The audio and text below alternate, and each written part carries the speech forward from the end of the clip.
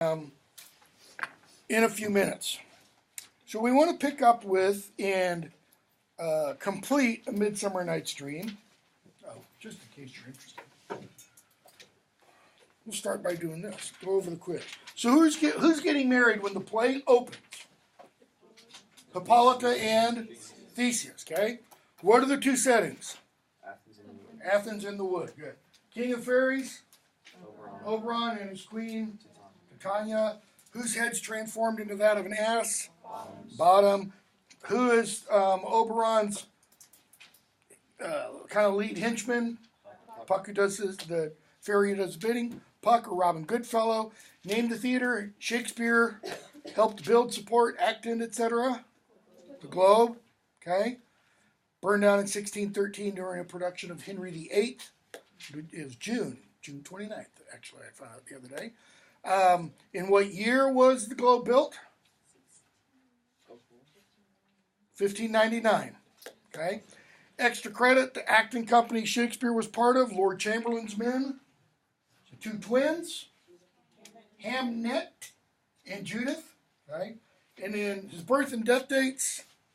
April 23rd, 1564 to 1616. Yeah. April 23rd. To what year? 1616. Okay, I thought you said 15. Sorry. So April 23rd, 1564 to April 23rd, 1660. Okay, we left off in, can't read my book, Act 3, Scene 2, around line 318 or so. Helena has just said, she's talked to Hermia and said, you know, you're part of this cabal of mockers and such. And she tells him, I'm done. I'm leaving the wood. I'm going back to Athens. Okay? And Hermia, why get you gone? What does she mean? She's not asking a question. She's saying, go. Leave then. Who is it that hinders you? A foolish heart that I leave here behind. Why is she leaving her foolish heart behind? Louder. She's walking away from Demetrius. She's walking away from Demetrius, the man she loves, the man who has her heart. She's saying, I'm done. She doesn't no longer love Demetrius. She's just, okay? So Shakespeare's kind of intertwining ideas, themes throughout the play. Seeing how one knows what love is. You know, famous foreigner song, I just want to know what love is, etc. Okay. Foolishness as opposed to wisdom. So, Hermia says, what? With Lysander? You love Lysander? Notice, has Helena ever said anything about loving Lysander? Nope. In fact, when Lysander attests his love for her, what does she say? Foolish Lysander, you still have Hermia. And he says, Hermia, I don't want anything to do with her. With Demetrius, she replies. Okay? So, Helena says something again that Hermia interprets to refer to her diminutive size. Little again, nothing but low and little, etc. Okay? So she launches, Hermia, launches herself at Helena. Demetrius and Lysander protect Helena. Meanwhile, who else is on the stage during this whole scene? Oberon and Puck. Okay? If you were directing it, what would you tell Oberon should be his expression through all of this? And what would you tell Puck should be his expression through all of this? Well, I feel like at least Puck's pretty obvious. He's pretty delighted by it, by the conflict. Puck's sitting there, you know, yes, this is just... What about Oberon? Angry. Yeah, I mean, annoyance, but he's angry. Why? What did he tell Puck to do? Go, find the Athenian youth, put drops in his eyes. Why? So that when he wakes up, he will fall madly in love with Helena. And Puck screws up. Is it Puck's fault that he screws up? No, he's just told, you'll know the youth by his Athenian garb. He sees Lysander. He has Athenian garb. He puts the juice on his eyes, and Lysander wakes up and sees Helena. Okay? So, the four lovers leave in varying stages. They don't all go off at once. And Puck says, Oberon and Puck come forth. They come from the back of the stage to the front of the stage. This is thy negligence. He's saying, this is your fault. Still thou mistakest. What does still there mean? We kind of think of still as being, okay, it's not still, right? Now it's still. At rest. Not in motion. What other meaning does still have? Continuing. Constantly. Still also means always. Always thou mistakest. You always screw up. How are we introduced to Puck? Are you that merry wanderer of the night that likes to? He goes, yep, that's me. I'm the prankster. Believe me, king of shadows. I mistook. In other words, this wasn't intentional. Did not you tell me I should know the man by the Athenian garments he had on? I'm blameless. But I'm glad to have seen it. Why? As this their jangling I esteem a sport. A sport. What is a sport? Any sport. Whether you're talking about this kind of sport, or football, or basketball, or baseball, or... It is something for spectators to take pleasure from. Okay? What about on the other side of the fence, separating spectators from participants? Do Hermia and Helena and Lysander and Demetrius esteem what is happening to them a sport? Is this bringing them pleasure? No. Thou seest these lovers seek a place to fight. What is Oberon getting at? What could the play become? Tragedy. It could so easily become a tragedy. High, therefore, Robin, overcast the night, the starry welkin, cover thou anon, that is, cover all the lights of the skies. Cover the moon, so that it's what? Pitch black. And do what? Lead them in such a fashion so that they will fall asleep, and Lysander will fall asleep next to whom? Hermia. Demetrius will fall asleep next to Helena. And then take this juice, he says, whose liquor hath this virtuous property to take from thence all error with his might. Okay? And he's going to put that juice on whose eyes? Lysander's. Why? Because Lysander isn't seeing correctly. Notice what the implication, flip that over for a second so it's not dealing with Lysander. Notice what the implication is. Demetrius, who has had the love juice put on his eyes, now does see aright. How do we know? What happened before the play began? He wooed Helena and won her heart. That's, according to Oberon's understanding, that's how things ought to be. Okay? And make his eyeballs roll. We tend to think of rolling eyeballs as kind of implying what? Madness. In fact, Theseus, in a few moments, is going to talk about lovers, madmen, and poets, and one of them having eyeballs rolling in their eyes, and make his eyeballs roll with wanted. Wanted means his lacking sight, the sight he used to have, but it also means his proper sight. When they next wake, all this derision. What is derision? It's de-reasoned, unreasoned, irrationality. Shall what? Seem a dream and fruitless vision. What's the difference between a fruitless vision and a fruitful vision? One's prophecy and one isn't. A fruitful vision is a vision that is fulfilled, a vision that actually occurs. A fruitless vision, those are just the dreams we have at night.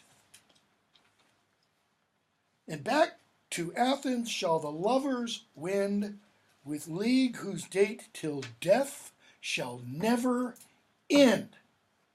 What is Oberon saying will happen to these lovers?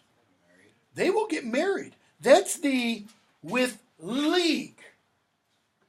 He's not talking about leagues as in 14 leagues from here. He's talking about leagues as in the idea of treaty, joining together. And notice, he doesn't say their league will last until Demetrius sees another pretty face. No, till death do us part. Puck, I'll do it. Okay. And Oberon says, Oberon leaves. I'm going to skip that. So Lysander comes in, and what does Puck do? He pretends to be Demetrius. He mimics Demetrius' voice. And he causes Lysander to fall asleep. Demetrius comes in. He causes Demetrius to think he's getting ready to fight Lysander. He makes Demetrius sleepy. He falls asleep. Helen and Hermia come in. He gets them positioned. So now we have, at the end of this act, 4 bodies lying on the stage. Sound asleep. And we get 4-1. Titania and her fairies come in with Bottom. And Bottom asks the fairies to do various things for him. And the fairies sing Titania to sleep with Bottom. And notice what she says, line 39, page 171. Sleep thou, and I will wind thee in my arms. So doth the woodbine the sweet honeysuckle gently entwist. The female ivy so enrings the barky fingers of the elm. What does she mean? She's all like Kama Sutra-ish, all wrapped around him, so that if Bottom stirs, she wakes up. There's no way he's leaving her presence. Okay? Oh, how I love thee. How I dote on thee. What does it mean to dote? Louder? To adore. Okay? It's a little bit more than that. How to? Because you can adore something properly, right? So, yes. Because you can adore something that is worthy of adoration. Bottom worthy of adoration? No. Doting implies lack of reasonableness in that. All right? Oberon and Puck come in. And Oberon says, look at this. This is exactly what I wanted. Now, he says, her dotage I do begin to pity. In other words, this is too much even for Titania. Why does he now pity her, though? Got what he wanted. He got the little changeling boy. Why? How? Her attention's on Bottom, and what else? Her mind is where? Misplaced. It's on Bottom. She's not thinking rationally. Okay? Remember what Bottom said about love and reason are seldom neighbors today, though they should be? Okay? So he got the little boy, so he says, now I'm going to make her see aright. And she, in mild terms, begged my patience, blah, blah, blah, blah, blah. Line 65. Take the transformed, 63, transformed scalp from off the head of this Athenian swain, that he awaken when the other do. Who are the other? The four lovers, not Titania, the four other Athenians, that he may, with them, may all to Athens back again repair. And again, think no more of this night's accidents, but as the fierce vexation of a dream. And I think Shakespeare might be using that word accidents in both its modern meaning. You have an accident means what? It's an unplanned occurrence. It's an unplanned bumping into. Okay? But there's an other older meaning of it that is related to or is used in relation to this word, substance, substance. Okay? In the Middle Ages, in talking about the Eucharist, the communion, the body and blood of Christ being, the bread and wine being transformed into the body and blood of Christ. The Catholic Church came up with the idea of transubstantiation to describe that. Notice the part of the word that's there. Substance. Trans, across. Okay? So, what's being talked about there is this is the essence of a thing. It's actual isness. What is the essence of this? Nope. It's not paper. Paper is its accidents. That's the appearance it takes. That's the form it takes. The shape it takes. What's the essence of this? It's actually cotton. It's not polyester. Okay? It's cotton. What is its accidents? Shirt. This part, not this part. It's substance. That's the appearance. Sunglasses. That's the appearance. What's plastic made of? Petroleum. Oil. You can actually go farther back and eventually say what? Dead, vegetative, and or animal matter. Okay? That's its substance. So, what did he say? And think no more of this night's appearances. One of Shakespeare's favorite themes. The difference between appearance and the reality behind the appearance. Or the substance of a thing, as opposed to how it appears to be. Right? Shakespeare, obviously, did not live in our day, which means he didn't have things like this. I could bring the projector down. Things like this. Because what can these things show us? All kinds of accidents, right? All kinds of appearances. How do we know what the reality is behind them? Here's an example from the political realm. I don't know how political here, and I'm not getting off on the politics. Yesterday, the New York Times published an anonymous op-ed, supposedly by a senior administration official in the White House, just kind of secretly lambasting Trump, but at the same time saying, I support the policies the president's after, I support the goals, but this guy's a whack job, etc., etc., etc. Okay? The appearance is, senior government official. What's the reality? We're getting ready in almost 2 months to have this date. Okay? Halloween. But this date is important for us, not because of Halloween, but because of something that happened on Halloween in the year 1517. Anybody know what that is? The beginning of the Protestant Reformation. That's when I've never got off of this before. I'll just play. That's when Martin Luther nailed 95 theses to the church door in Wittenberg, Germany. What were the 95 theses? What is a thesis? Every one of you is going to write a paper in here. Damn well better have a thesis. Okay. What's the thesis? Main idea, topic, argument. These are 95 arguments. These are not, according to Luther, 95 reasons why the Catholic Church ought to be overthrown and broken up. They are not 95 reasons to destroy Catholicism.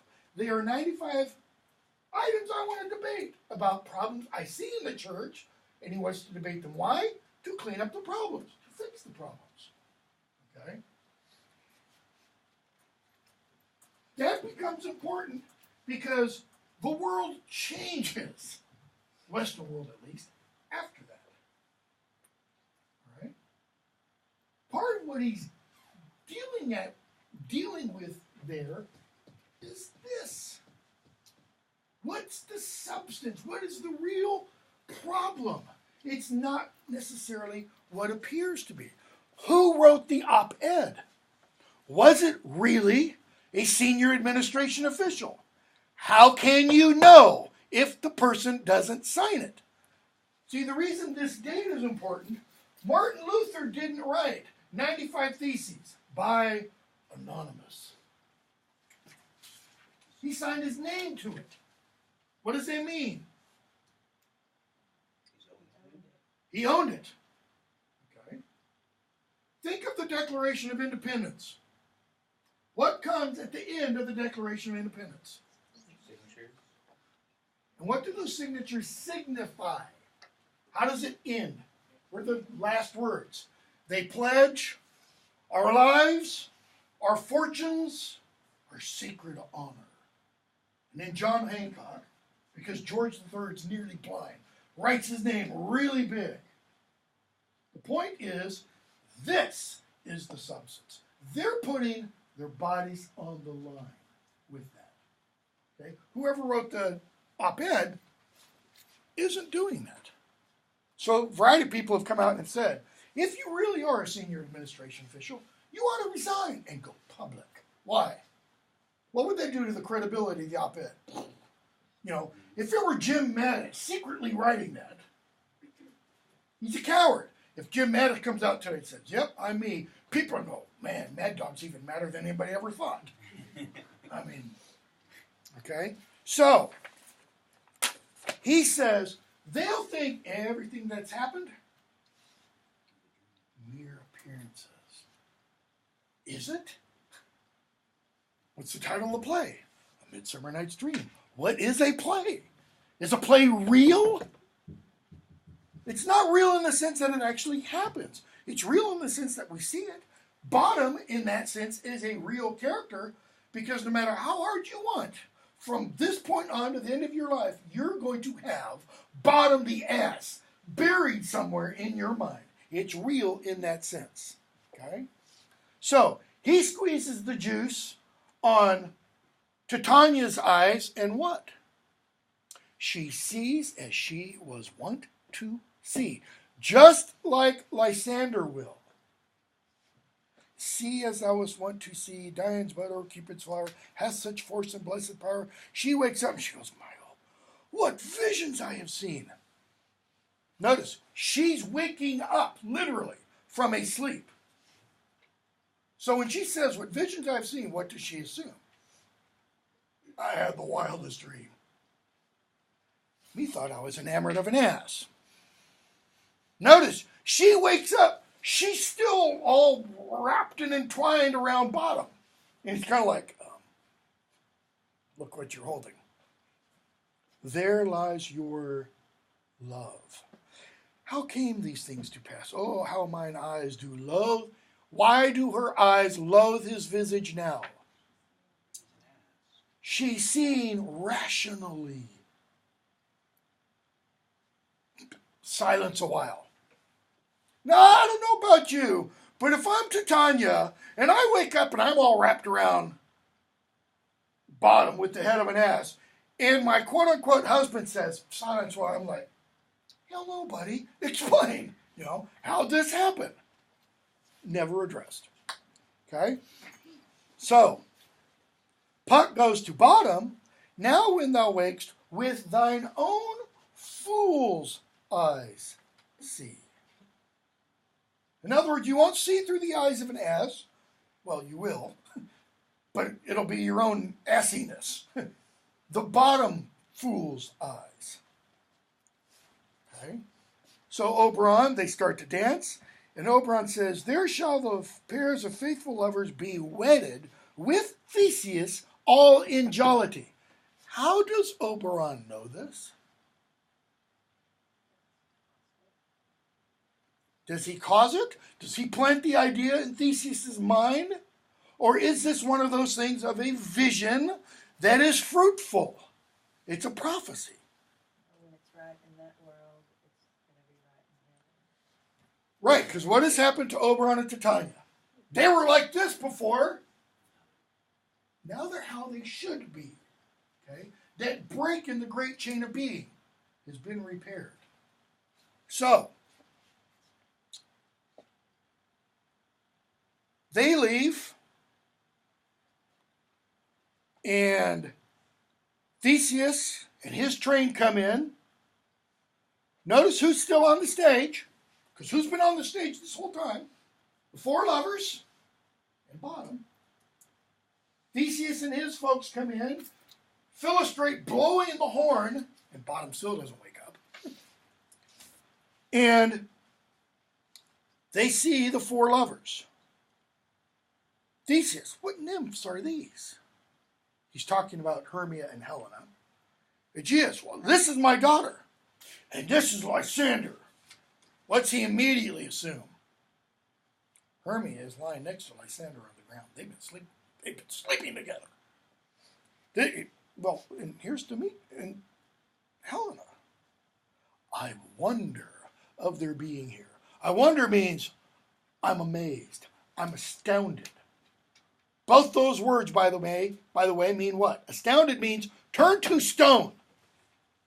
Out of reason. What's the explanation? Okay. So, they wake up, and Theseus says to them, you're rival enemies. How comes this gentle concord in the wood? What's another word for concord? Con means with. Cord, C-O-R-D, doesn't mean like a cord pulling them together. Cord comes from the Latin card, or the French coeur, as in cardiac, Richard Coeur de Lion, the heart of the lion. How does this heart with? You guys are acting with one heart. How? Especially in the wood. Where there shouldn't be peace, it should be full of anarchy. How? Lysander, I shall reply amazedly, that is, without reason. Half sleep, half waking, don't know. But Hermia and I came here to get married without the peril of the Athenian law. And notice, you don't get a period. You get a dash, and Aegeus speaks. Why? Aegeus interrupts him. Enough! Let fall the weight of the Athenian law. Notice what he doesn't say. On Hermia. Let it fall on Lysander's head. I beg the law upon his head. They would have stolen away. And he turns to Demetrius. Demetrius, he would have defeated you and me, you of your wife, me of my consent. And Demetrius says, it's okay. I love Helena. But my good Lord, I wot not by what power. Wot means no. But by some power it is, my love to Hermia melted as the snow seems to me now as the remembrance of an idle god. God, G-A-U-D, meaning what? Bauble. a gem, something shiny. Ooh, bling. Notice it does what? It attracts his attention for a moment. That's what he's saying. I was attracted to Hermia for a moment. All right? Which in my childhood I did dote upon. There's that doting again. That is adoration without reason. And all the faith, the virtue of my heart, the object and the pleasure of mine eye is only Helena. To her, my lord, was I. He didn't only notice woo her, betrothed. Okay? Before I saw Hermia. So, Theseus says, fair lovers, you are fortunately met. Fortunately has a totally different meaning in Shakespeare's day than it does in ours. Fortunately means the goddess Fortuna has looked down upon you and smiled at you, and you have now, on Fortune's great wheel, which is always spinning, you're now at the top. Which is a good place to be. Maybe. Because as I said, the wheel always spins. What happens once you reach the top? Yeah. Downward slide, you know. He says, we'll hear more of this. Yes, nope. I'll overbear your will. That is, nope, they will get married. With us. We're on our way to the temple. He doesn't ask them, Lysander, do you want to marry Hermia? Helena, do you want? He's just assuming and kind of proclaiming, this will happen. So Theseus, Hippolyta, their train leave, and we get the four lovers left. Hermia, methinks I see these things with parted eye. Look at your gloss. Improperly focused. What else can that mean? Parted. A part of, like peripheral vision. Sometimes you see things out here and then you look and what happens? It's not there. But you turn back over here and you could swear you see, and you look again, it's not there.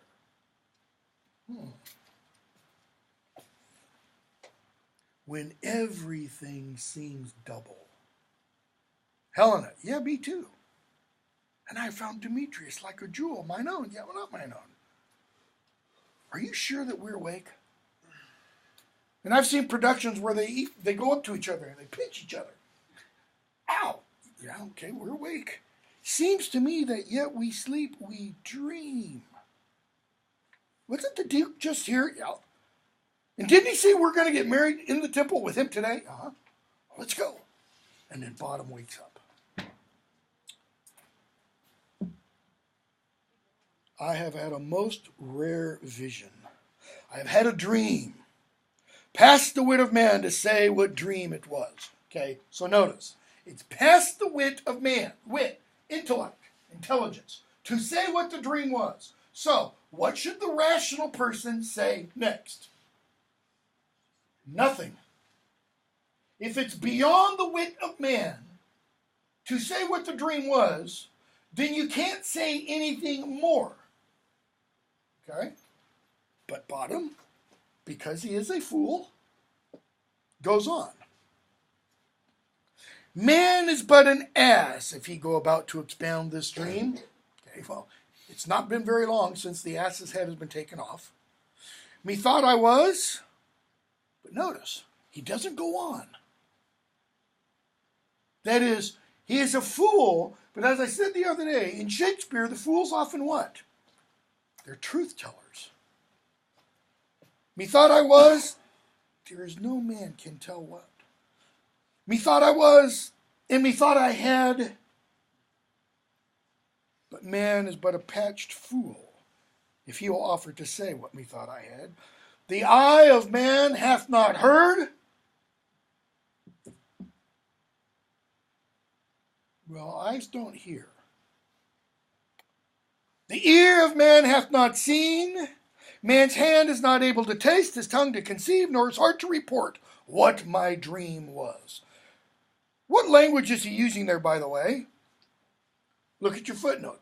he garbles, he messes up 1 Corinthians 2:9, where Paul says, the eye of man hath not seen, the ear of man hath not heard. What?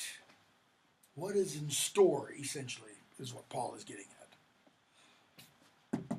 I'm going to get Peter Quince to write a ballad of this dream, and it'll be called, real original, Bottom's Dream, because it hath no bottom.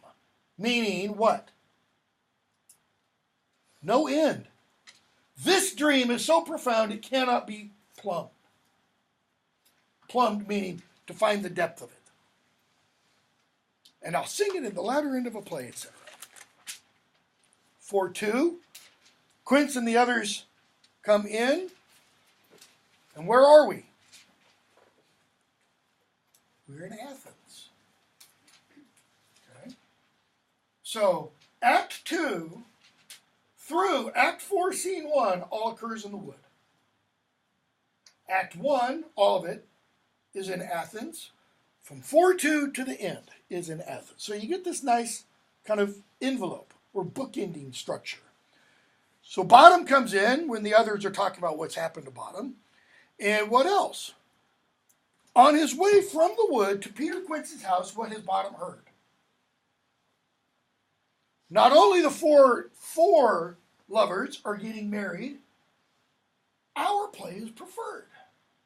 We get to act it before the Duke. Okay? Act 5, Scene 1. 'Tis strange, my Theseus, that these lovers speak of. That is, that which these lovers speak of.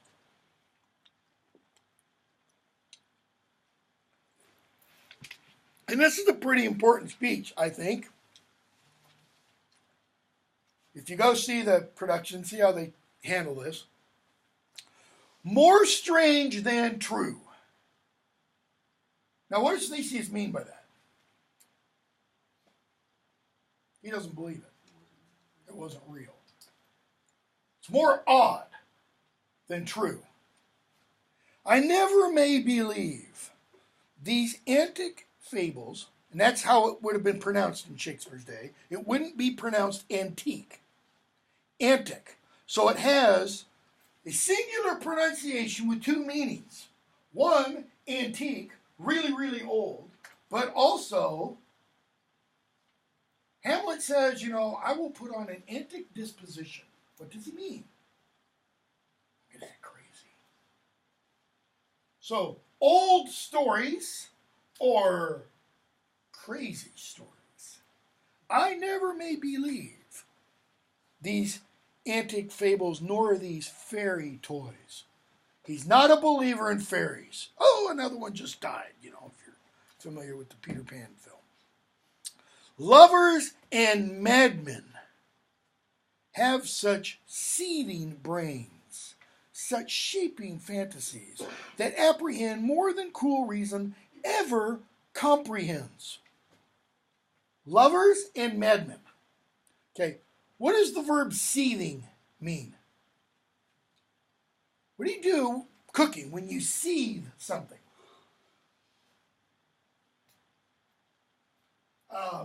The book of Exodus, in one of the I'm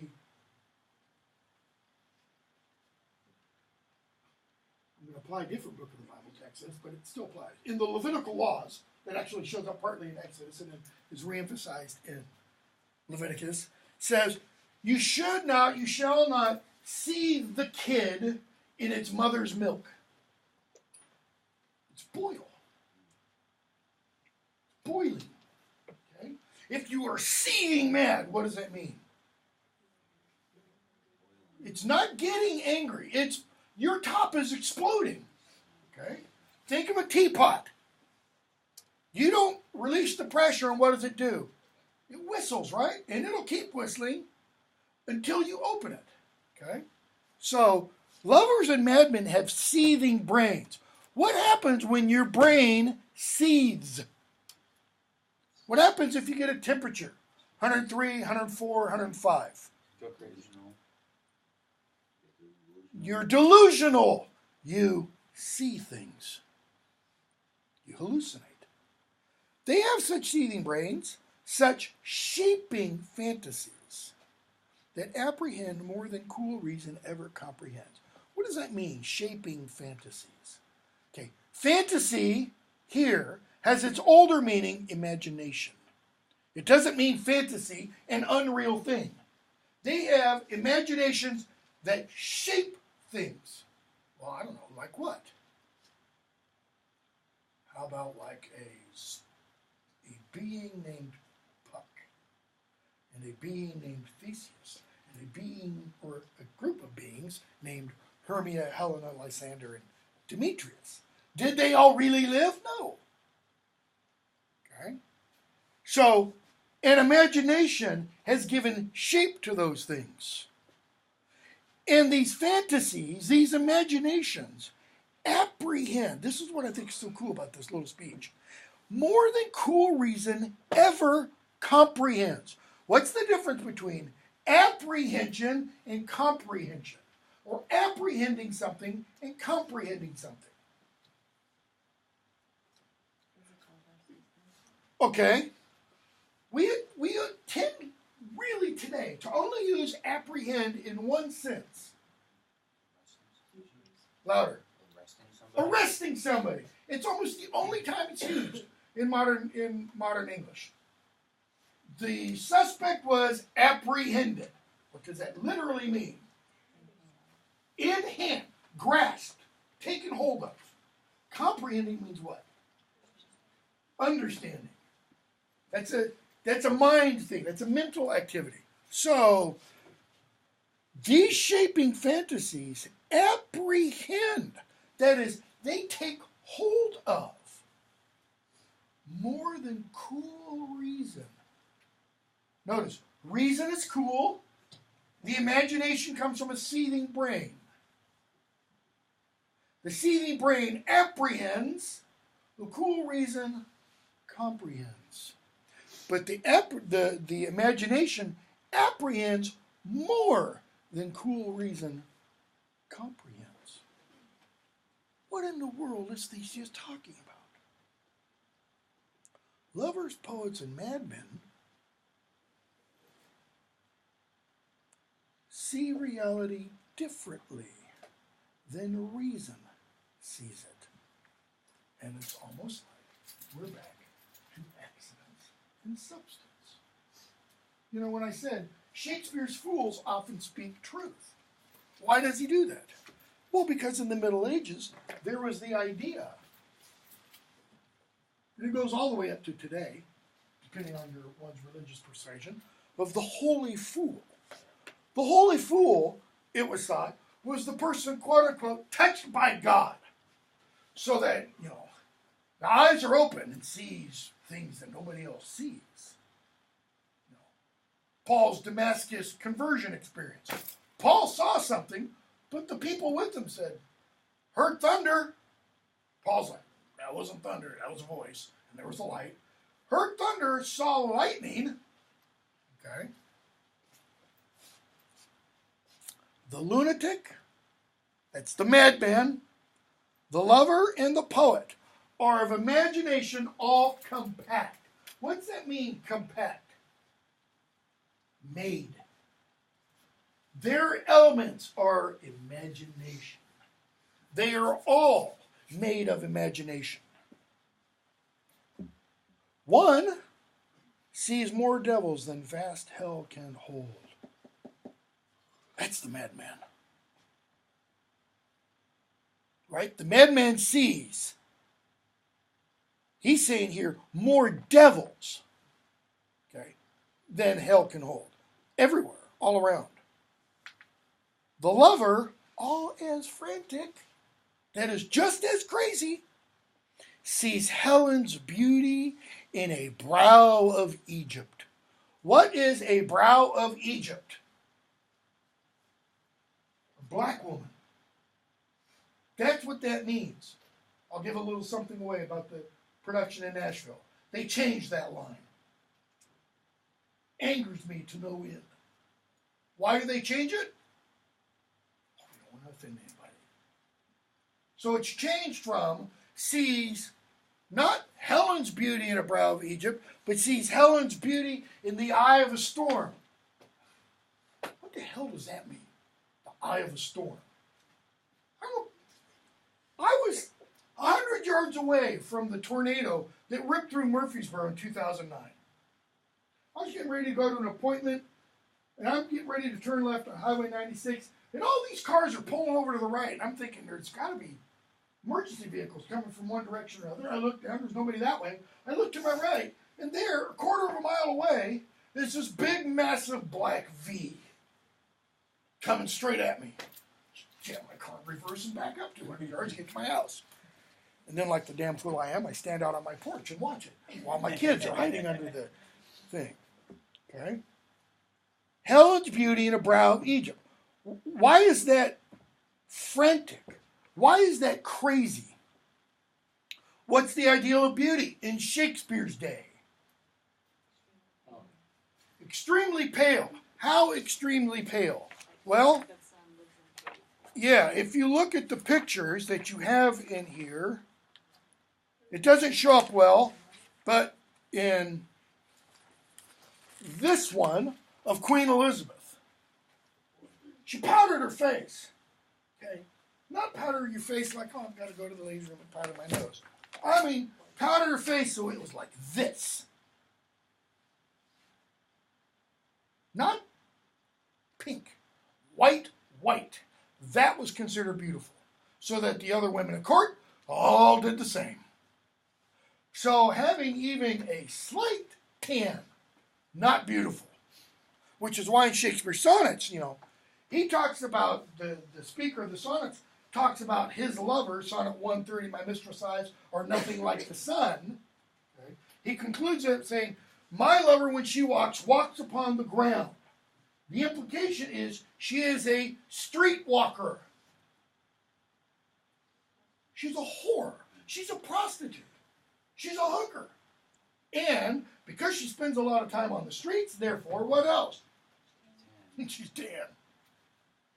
Okay? That poem actually implies, as do several others, she's black. So, the lover, all is frantic, sees Helen's beauty in a brow of Egypt. The poet's eye in a fine frenzy rolling. Okay? Does what? Doth glance from heaven to earth, from earth to heaven. And as imagination bodies forth the forms of things unknown, the poet's pen turns them to shapes and gives to airy nothing a local habitation and a name. You start Midsummer Night's Dream, Act 1, Scene 1. And what do we get as a stage direction at the beginning? Athens, the court of Theseus. That is a local habitation and a name that is brought forth by the poet's imagination. Henry V begins with a prologue. Character comes out and says, imagine this wooden O, the fields of Agincourt. Immediately says, you're no longer in Southwark, London. You're in France. And one of the greatest battles of the English military is about to be fought. How do we know that what the poet is saying in Theseus' words is true? Every one of us has done this. Not in the sense that you've written a play and imagined a place, but in your childhood. Such tricks hath strong imagination, that if it would but apprehend some joy, it comprehend some bringer of that joy. Or in the night, imagining some fear, how easy is a bush, suppose a bear. Any of you ever, as a child, go to sleep at night and hear something, see something in your room, and what happens? Your imagination, we say, runs wild. I grew up in San Jose, California in the 1960s. San Jose is about, where I lived in San Jose, was only about 15, 20 miles from the Santa Cruz Mountains.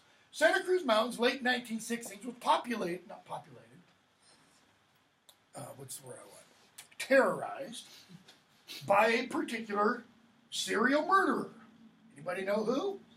The Zodiac Killer. I literally went to bed at night because I'd hear about the Zodiac Killer on the radio, wondering, is this guy going to break into our house? I mean, only to find out a few years later, I didn't need to worry about the Zodiac Killer. I needed to worry about a guy who lived about 4 houses down my street, who we later learned was named Leonard Lake. Found out about him when I was about, 19 or 20, and around when I was about, 10, 11 years old, my sister and I, there were 5 of us in the family, 5 kids. But one of my sisters and I were going out Halloween trick-or-treating, and we went to his house. People used to live there, were friends of ours, etc., but they moved and he moved in. We didn't know anything about him. And, he invited us in. House is black. Walls were painted black. We're like, We left and, went our way, and he followed us for a while. We find out later, actually I'm in my early 20s, find out later he gets arrested after he moves away from there. He gets arrested later on, about, 15 years later, and he's a serial murderer. They find he's got this big farm in the San Joaquin Valley, and they find, I don't remember what it is, 15, 20, 25 bodies. And we're like, okay, didn't need to worry about Zodiac. Zodiac's, kindergartner compared to this guy. But notice what Theseus is saying there. Your mind turns little innocent things into maybe not quite so innocent things. But what else? The strong imagination, if it would but apprehend some joy, if it would take hold of some joy, it immediately does what? It tries to comprehend the bringer of that joy. That is, there must be some source behind it. Now, I could be entirely wrong here, but I think Shakespeare is getting really, really deep. Where does joy come from? He's talking metaphysics and ontologics. I think he's getting at religious ideas here. Hippolyta. Yeah, but they all said the same thing. They all had the same dream. In other words, that doesn't happen. They each said they had the exact same dream. Doesn't happen. So, the lovers come in, they talk. Philostrate comes in. He hands Theseus a paper, and he starts reading. What are the options? And he gets to a tedious brief scene of young Pyramus and his love Thisbe. Very tragical mirth. Merry, tragical, tedious, brief? That's hot ice and wondrous strange snow. Philostrate, it's a play. 10 words long. 10 words too long. You don't want this one. Who's putting it on? Okay. Theseus asks, hard-handed men that work in Athens here, which never labored in their minds till now. Hard-handed. They work with their hands, but they're morons. It's kind of what he means. Theseus, yeah, we'll have that one. No, not that one. No, I will hear that one. Why? Theseus gives us a reason why he wants to hear that specific play. Never anything can be amiss when simpleness and duty tindered. Simpleness. Plain spokenness. Common everyday ordinariness. And duty. Notice, he is reading into their desire to put on this play for him that they sense a duty to him. Bring him in. Hippolyta, no. I don't want to see wretchedness overcharged. What does she mean by wretchedness? Oh, those low commoners. I don't want to see them overstretched. In other words, trying to do something they can't do. What kind of attitude does she reflect there? We're probably not going to get to this. Elitist. I mean, she's really looking down her nose at them. Theseus kind of upbraids her. you shall see no such thing. But he says they can't do this. The kinder we, to give them thanks for nothing. Our sport shall be to take what they mistake. What does he mean?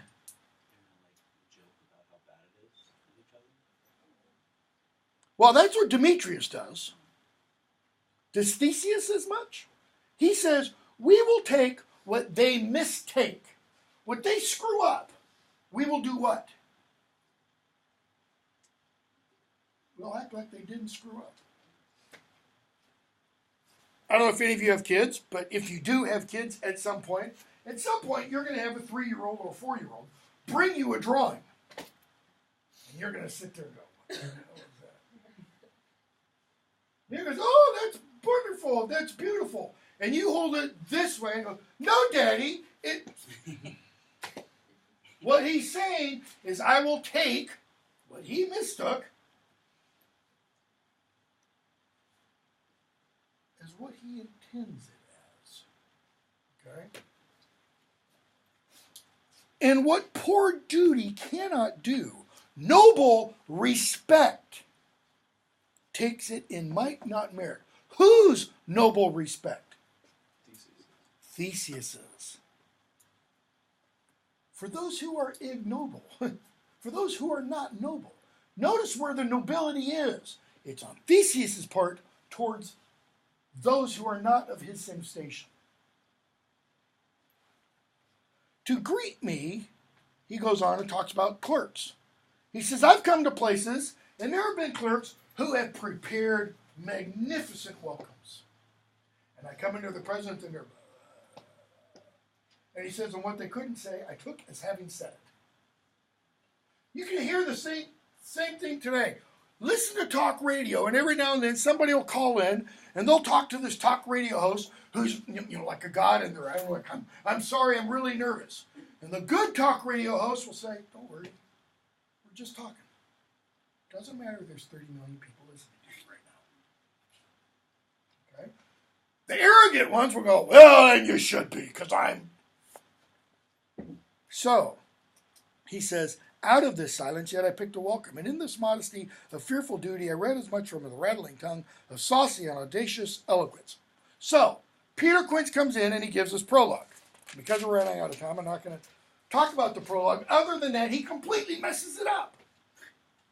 He screws up the enunciation. Why? Because he doesn't pay attention to his pauses and stops. Punctuation marks. Commas, pause, period, stop, and then go on. Okay? So we get the prologue and we get the play within the play. What's the significance of the play within the play? Why does Shakespeare put this play within this bigger play? Because that was what Midsummer could have turned into. You could have had two lovers killing each other, killing the rivals, killing themselves. And instead, they have a happy ending. He also makes fun of himself. It could have easily become the lamentable case of Pyramus and Thisbe, right? But they don't all die for love. They live happily ever after. See, Pyramus and Thisbe, it's the great laugh line of the entire play. The whole play builds to it. And everybody, in every production I've seen, everybody loves the play within the play because it is so ridiculous. But that's the point. Because of love, we often act ridiculously. Which is why we get to the end of the play. I mean, Bottom, overplays his death, and Thisbe overplays her death and everything. And what happens? The humans all leave. The fairies come out. Oberon gives commands. Go through this house and bless it everywhere. All you fairies, go into the bedroom. Bless these people. He and Hippolyta will go into Theseus's. He and Titania will go into Theseus and Hippolyta's room and bless their marriage, so that all of these marriages produce what? What kind of children? Wonderful, beautiful, happy, well-adjusted, Perfectly normal, thank you very much, hat tip to J.K. Rowling, children. In other words, no children with hair lips, no children with defects, no children who are smartasses, no children who are uppity, no children who disobey. These are perfect children. Yes. Who will look at her father, this child, will look at her or his father, Demetrius, as a god and do whatever his bidding is. Okay? So Puck gets the last lines. If we shadows have offended, who's the we? Is it the fairies? Or is it everybody who's been up here? What does he refer to Oberon as when Oberon says, you did this on purpose? Not me, King of Shadows. If we shadows have offended, think but this, and all is mended. If you're angry with what we've done, hold on there. That you have but slumbered here while these visions did appear.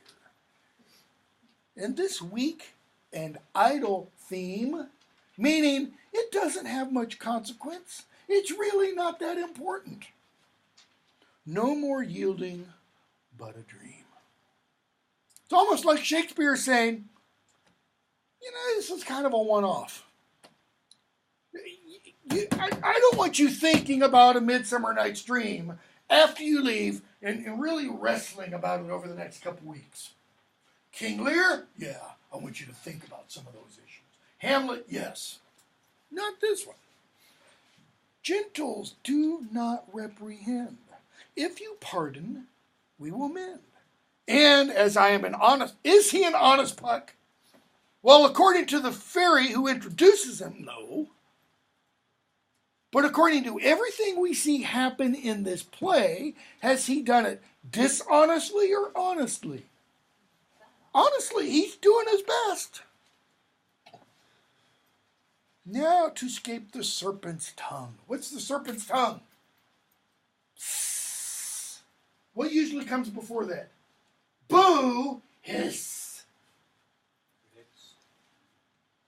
He doesn't want to hear boo, hiss. Shakespeare's day, they didn't say boo, throw him off the stage. They did a couple things. They did the sss, and if you were a groundling standing in the yard, you scooped up whatever was on the ground that you're standing in. Which we know from anecdotal and journal and written evidence includes the food that the people don't eat all of and they just drop it on the ground, and also includes human waste, because men would just drop their trousers right then and there during productions. Okay? So you get stuff picked up off the ground if the play isn't liked by the groundlings and thrown at you. So you have to appeal not only to those sitting up in the galleries, but you got to appeal to the bottoms, to the snugs, to the Peter Quinces. Else, the Puck a liar calls. So good night unto you all. Give me your hands if we be friends. Applause. And that's the applause line. That's when everybody starts applauding. Okay? All right. Not real briefly, but relatively briefly. Let's jump to... Well, first, any questions or comments about Midsummer Night's Dream? How many of you have read this before? A couple of you. How many of you have seen it before? I mean a real production, not like Kevin Kline's and, Okay, a couple of you have. Question? Yeah, so you went over the supernatural and stuff, and you said the fairies weren't supernatural, but did Puck have, this magic ability to turn bottom into an ass and then turn back to normal and stuff? Well, yeah, I mean, they have quote-unquote powers because they're not human. Again, if we had that great chain of being, they'd kind of be above humans, below angelic beings. Actually, in the Middle Ages, if you get interested in this, I highly recommend C.S. Lewis's little book, The Discarded Image, which is about kind of the mental worldview of the Middle Ages and what they considered to be real, etc., etc. Fairies were, according to some thinkers, in that realm of what we would call supernatural beings, that is, spirit beings. Angels down to demons. But there are all kinds of levels in there. Okay? So that, for example, the ancient Greeks had not only the gods and goddesses of Olympus, what else did they have? They had naiads and dryads and nymphs, each of which is a lesser divinity, a smallish god, so to speak, okay, that had powers, had abilities that we don't have. Okay, so in many views from the Middle Ages, yeah, that's kind of where the fairies and elves were. Okay? Not supernatural in the sense of above nature, supernatural in the sense of above physicality, let's say. That's why, Oberon could say, I am invisible. These are not the fairies you seek, so to speak. Right? Okay. Shakespeare's Histories, 7 minutes. We're not doing them all in 7 minutes, just this kind of background stuff. The history plays are English plays. All of Shakespeare's histories are solely about English history. Okay, he writes what are called the two tetralogies. Why? They're each comprised of 4 plays. So you have the first tetralogy, 4 plays. The second tetralogy, 4 plays. This is where they start getting confusing. The first tetralogy is called the first tetralogy because it's the first one he writes. Okay? The second tetralogy is the second tetralogy because he writes it second. But the first tetralogy deals with events of later history than the second tetralogy. It's like, come on, Will, get your act together. And when you start off in order. Okay? So, the first tetralogy is written approximately, we think, from around 1589 to 1594. We know the 1594 part because we know when Richard III is performed in 1594. Okay? We don't know when Henry VI Part 1 is actually first written. We assume it's probably about that far back. What's that little symbol before 1589? Just the symbol. Written. W-R, sorry. What's the L and the Y's? I'll get to those in just a moment. Okay? So, the historical time period of the first tetralogy, however, is, and I was real loose here, okay? 1420s all the way up to 1485. And here's the reason why I say 1420s. Because the first tetralogy is about Henry VI and Richard III. Henry VI is born 1421. That's why I have 1420s. Okay? He becomes king in 1422. He's 9 months old. It's not like he's issuing a lot of edicts and stuff. There are other people pulling the levers of power behind him. Okay? So you have his birth and death dates, 1421 to 1471. He rules 1422 to 1461. He also rules for a very brief period, I just didn't include it, in 1471, like 6 months. Right? He's succeeded by, kind of. Notice, there's an intervention between 61 and when Richard III rules. But that intervention is dealt with in Richard III. Okay? We just kind of gloss over it real fast. Richard III, born in 1452, dies in 1485. He's 33. Pretty young. He rules 1483 to 1485. Okay? His body was just discovered in 2012. It had been lost since 1485. Nobody knew where it was buried. Okay? He is defeated by Henry VII, who becomes let me back up. He's defeated by Henry Tudor, who becomes Henry VII, whose son is Henry VIII. He has other sons, but Henry VIII, granddaughter, Queen Elizabeth, Tudor monarchy, Tudor dynasty, etc. Okay? So that when Shakespeare writes Richard III, early 1590s, what kind of mentality do people have about Richard? It'd be kind of be like today's United States idea about Richard Nixon. Yeah, not so great, you know. Why? Because he lost. Okay, because he lost. Right? And to the victors go what? The spoils. And what is one of the spoils of war? You get to write the history. And almost immediately after Richard's death, he was portrayed as a horrible king and a horrible person. He was portrayed, not just by Shakespeare, but by others, as a hunchback, which means he's not physically good. There's this old Platonic ideal. If you're bad on the outside, you're bad on the inside. If you're ugly on the outside, that reveals an ugly interior as well.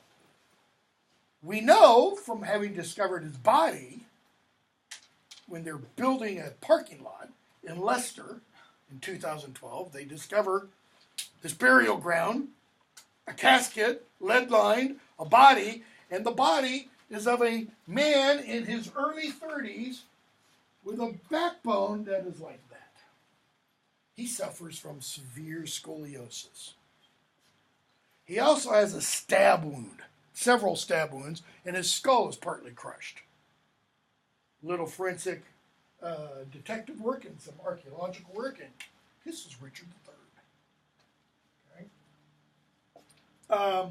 The L's and the Y's stand for House of Lancaster, House of York. Why? Because of the English Wars of the Roses. Okay? The Wars of the Roses, the houses were known by their emblems.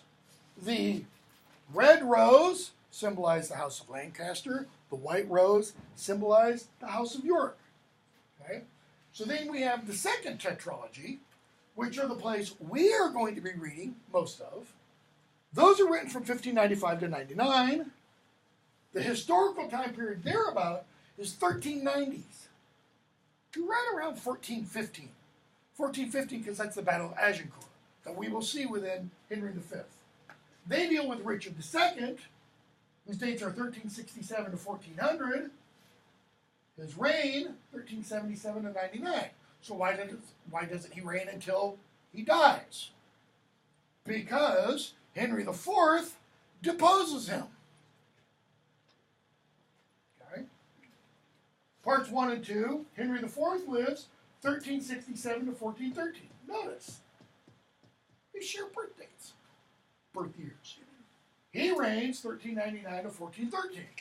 He dies, and his son, who's 20 years younger, becomes king.